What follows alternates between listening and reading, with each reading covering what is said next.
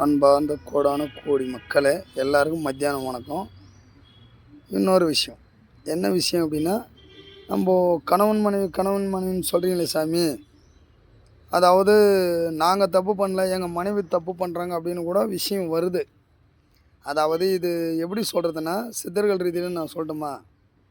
ஐயா, மனசும் ஒத்து போகணும்.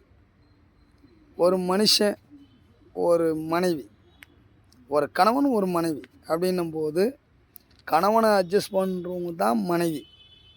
அதே போல் மனைவி சொல்கிறது கொஞ்ச நேரம் சிந்தனை பண்ணி பாருங்கள். மனைவி சொல்கிறது உண்மையாக பொய்யான்றதை கொஞ்சம் யோசனை பண்ணி பாருங்கள். யோசனை பண்ணி பார்த்தீங்கன்னா உங்களுக்கு அதனோட கருத்து வேறுபாடுகள் புரியும். அப்போ அவங்க சொல்கிறது நீங்கள் எப்படி சொல்கிறதுனா, சந்தேகப்பட்டால் அது குடும்பம் நிலைக்காத சாமி. அதே போல் இன்னொரு விஷயமும் சொல்கிறேன், ஒரு கணவன் மேலே மனைவி சந்தேகப்பட்டாலும் அது தப்பு தான்.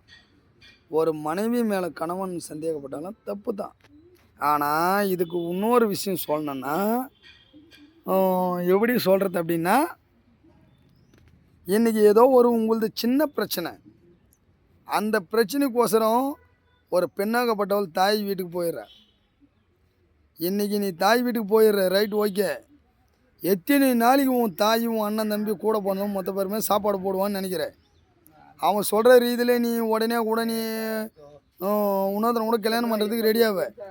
ஆனால் அவங்ககிட்ட ஒரு குழந்தைய பெற்றுட்டு நீ இன்னொருத்தங்கிட்ட போய் எனக்கு ஒரு குழந்தை பெற்றுருக்கிறேன், அந்த குழந்தைய பெற்றுட்டு என் குழந்தைய என்னை பார்த்துக்க அப்படின்னா அவன் பார்த்துக்குவானா?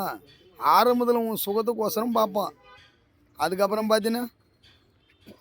பார்த்தீங்கன்னா அவன் ஒரு குடிகாரனாக மாறுவான். கொஞ்சம் கொஞ்சமாக குடிக்கிறது உனக்கு தெரியாத இருக்கும். அவன் குடிகாரனாய் குடிப்போதில் வளர ஆரம்பிப்பான். என்னான்னு, எவன் பேத்த பிள்ளைக்கு நான் சோறு போடன்னு கேட்பான்.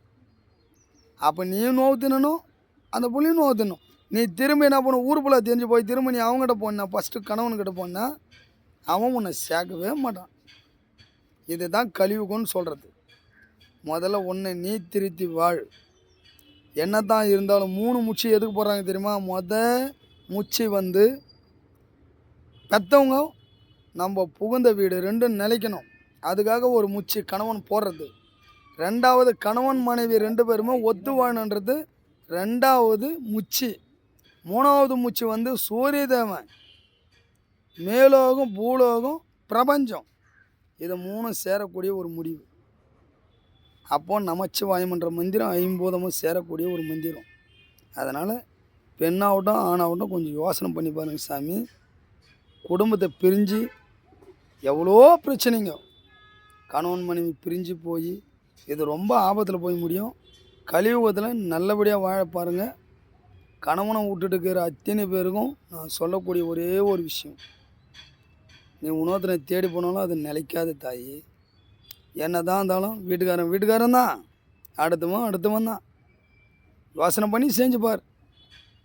கடவுள் சூரிய தேவன் இருக்கிறான், புரியுதா?